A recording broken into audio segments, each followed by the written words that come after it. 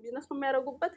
ግማሾቹ ደግሞ የአንተን መለየት ወይ ደግሞ የኛን መለየት ይፈልጋሉ እና እኛም ደግሞ ግማሾቹ ደግሞ አንተም የእነሱ ያዘጋጁልህ አይነት ኢማጂኔሽን ያላት ሴት እንድታገባ ይፈልጋሉ። አይሮም ነው ብዙ የሚፈልጉ ፍላጎቶች አሏቸው እዚህ ኮሜንት ላይ ማለት ነው።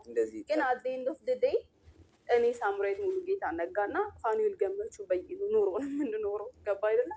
ማንም የማንም ሀሳብ እኛ ጋር መጥቶ የሚወስንልን ነገር የለም። እሱም የራሱን ሀሳብ መወሰን የሚፈልግ ከሆነ የራሱን ሀሳብ ይወስናል። እኔም የራሴን ሀሳብ መወሰን የሚፈልግ ከሆነ የራሴን ሀሳብ ወስናለሁ።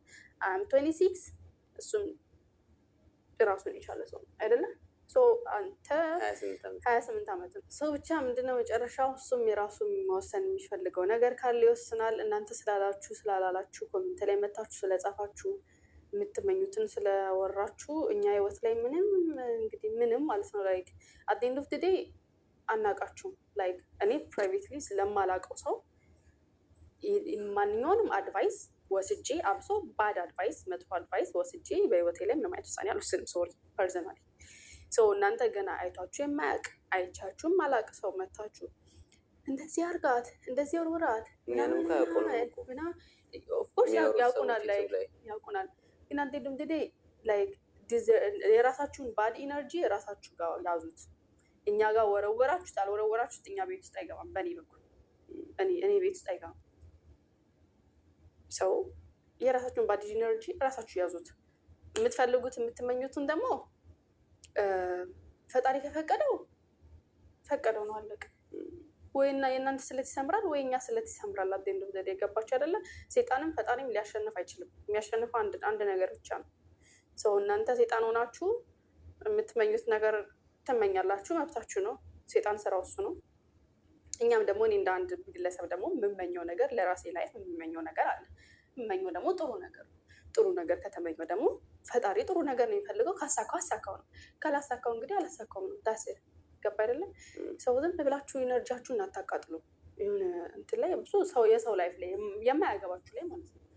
እኔ አንዳንዴ በጣም ግርም ነው የሚለኝ ላይ እንትን ያው የወለደውን ይመስለኛል። የወለደ እንኳን እንደዛ አላለም። ገባ አባባሌ እንደዚህ አርግ ነው ሆዋርዩ ብሏል። እና ሁላቸውም ሳምሪ ተናዳባችሁ ነው በብዛት የምናደደው ሁሉም ላይ ሳይሆን እንደዚህ በጣም መጥፎ በቃ የሰው ልጅ እንዴት ነው ሰው መሆን እኮ ባይችል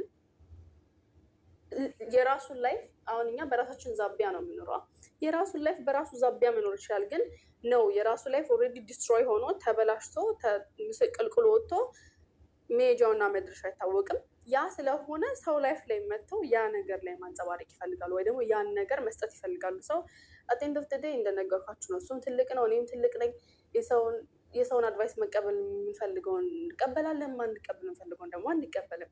ኢነርጂያችሁን አጠባክኑ ልላችሁ ፈልጌ። ግን በእኛ በኩል ያለው ሁለታችንም የሚያመሳስለን ነገር ምንድን ነው? በቃ እኛ በራሳችን ዛቢያ ነው የምንንቀሳቀሰው። የራሳችን ዩቱብ ነው የምንሰራው። የራሳችን አይዲያ በራሳችን ዛቢያ ማንንም ሰው ሳናስገባ የማንንም ሰው ሜንሽን ሳናደርግ ከሌን ሰው እየወቀስን ከሌን እየወቀስን እንደዚህ አይነት ቪዲዮ አንሰራም በብዛት። ለምን ይሄ ኮሜንት ላይ ምንድን ነው ኮሜንት ላይ አልጻፍም፣ ግን ቪዲዮ እየሰሩ እነሱ ለብር ብለው ነው ድራማ ነው እየሰሩ ያሉት ምናምን የሚሉት ነገር አለ እና ይሄ ነገር እውነት እኛን አይወክልም። እውነት እኛን የሚያቀን ሰው እንደዚህ አይነት ነገር ይሄ ነገር ድራማ ሊሆን አይችልም በታሪክ ማለት ነው። እዚህ ጋር 2 ልጆች አሉን። 2 ልጆች ወደፊት አድርገው የሚያዩት ነገር ነው። ይሄ ራሱ ገና ወደፊት ያሳስበናል። በጣም የምንሳቀቅበት ነገር ነው። ገባሽ? ልጆቹ አይተው ወደፊት ምን ብለሽ ነው የምታስረጃቸው? ገባሽ? ይሄንን እኛ እንደ ቢዝነስ ወስደን በታሪክ ልንሰራውም አንችልም። ይሄ እኛና እግዚአብሔር ነው የምናውቀው። እንደዚህ አይነት ሜንታሊቲ ማንነትም የለንም። ግን አንድ እዚህ ጋር የረሳኸው ነገር ማለት ነው የሰው ልጅ ለገንዘብ ብለህ ነው እንደዚህ የምታደርገው ሲል ለአንተ አስቦልህ እንዳይመስልህ።